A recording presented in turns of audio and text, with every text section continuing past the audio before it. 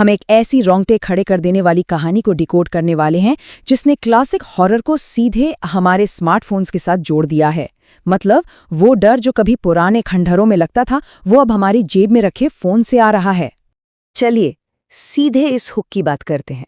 Screen पर जो message है ना, बिस्तर के नीचे मत देखना। बस एक पल के लिए सोचिए, रात का सन्नाटा है, कमरे में सब सुरक्षित लग रहा है, और अचानक एक अनजान नंबर से ये एक अकेला मैसेज आता है। ये कोई आम टेक्स्ट नहीं है, ये वो पल है जहाँ सुरक्षा का पूरा भ्रम एक झटके में टूट जाता है।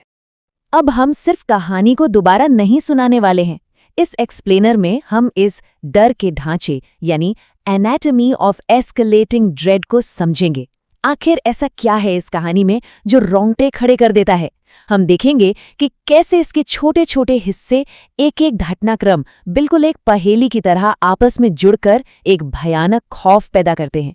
Section 1, the midnight power outage. किसी भी बेहतरीन हॉरर कहानी की सबसे पहली शर्त क्या होती है?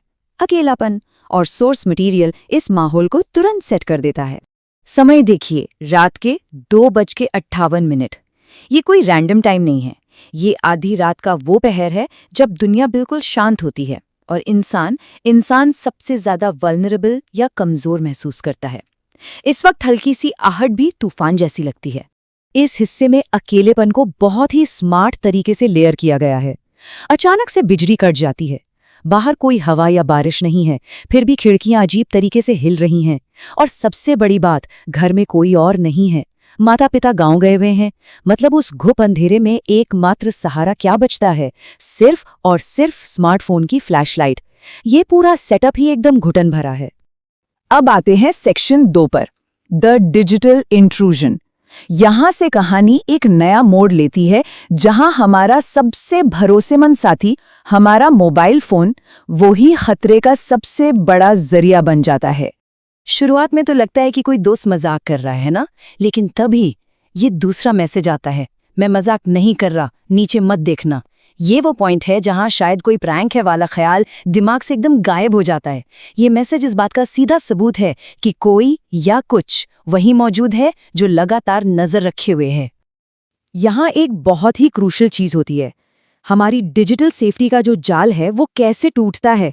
अनजान मैसेज आता है, उस नंबर पर कॉल की जाती और फोन स्विच ऑफ मिलता है।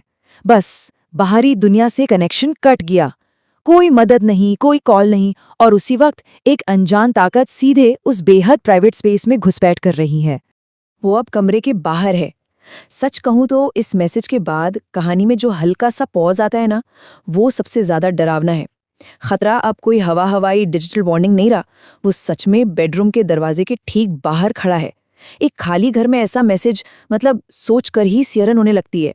यहीं से शुरू होता है section 3, the eerie video call. अब सेंसरी डिटेल्स बढ़ने लगती हैं और टेंशन अपने बिल्कुल पीक पर जाने वाली है। जरा इस टाइमलाइन को देखिए, ये एस्केलेशन कितनी तेजी से हो रहा है। 2:58 पर पावर कट, कुछ ही मिनटों में अजीब मैसेजेस, फिर अचानक दरवाजे के बाहर नंगे पैरों की ठक ठक ठक आवाज, और उसके बाद एक भारी जान निकाल देने वाला सन्नाटा, जिसे तोड़ती है उसी अनजान नंबर से आ रही एक डरावनी वीडियो कॉल। ये एकदम परफेक्ट बिल्डअप है। अब आता है कहानी का सबसे बड़ा, सबसे शॉकिंग ट्विस्ट।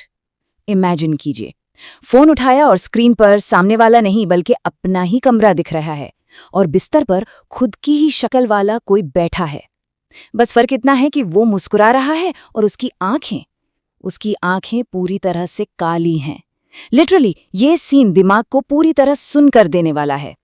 इसे हॉरर की दुनिया में डॉपलगैंगर या हमशक्ल कहा जाता है, और यकीन मानिए ये किसी भी आम भूत या मॉन्स्टर से लाख गुना ज्यादा खौफनाक है। क्यों? क्योंकि ये हमारी जानी पहचानी चीजों को ही हमारे खिलाफ इस्तेमाल करता है। अपनी ही परछाई जब एक दुश्मन बन जाए एक भयानक मुस्कान के साथ, तो इंसान का अपनी पहचान और सेफ्टी से भरोसा हमेशा के लिए उड़ जाता है। और अब सेक्शन 4, द डॉपलगैंगर बीनीथ।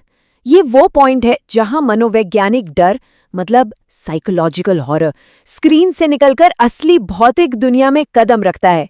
स्क्रीन पर बैठा वो हमशक्ल एकदम कैमरे में घूरते हुए फुसफुसाता है, मैंने कहा था नीचे मत देखना। और ठीक उसी सेकंड मानो डिजिटल दुनिया की दीवार टूट जाती है। असली बिस्तर के ठीक नीचे से हे कि एक ऐसी हंसी गूंजती है जो हड्डियों तक में ठंडक पैदा कर दे। इसके बाद जो होता है वो एक स्लो मोशन नाइटमेयर की तरह है। शरीर डर के मारे बिल्कुल जम जाता है। फिर बिस्तर के नीचे से फर्श पर नाखून घिसने की चर्रर चर्रर आवाज आती है। 2 लंबे काले हाथ बाहर निकलते हैं और फिर अंधेरे में से एक बिना चेहरे वाला सिर बाहर आता है, जिसमें सिर्फ काले गड्ढे हैं और वही अपनी वाली अजीब सी मुस्कान। बचपन में जो हम बिस्तर के नीचे वाले राक्षस से डरते थे ना, ये उस डर को एक ऐसी भयानक सच्चाई में बदल देता है जिससे अब बचा नहीं जा सकता। Section 5 the unresolved aftermath. क्योंकि सच तो ये है कि एक बेहतरीन हॉरर कहानी कभी भी सब कुछ ठीक करके एक साफ सुथरा अंत नहीं देती। सीधे अगली सुबह पर आते हैं। पड़ोसी जब दरवाज़ा तोड़ते हैं तो अंदर क्या मिलता है? बिल्कुल सन्नाटा। कमरा पूरी तरह से खाली है।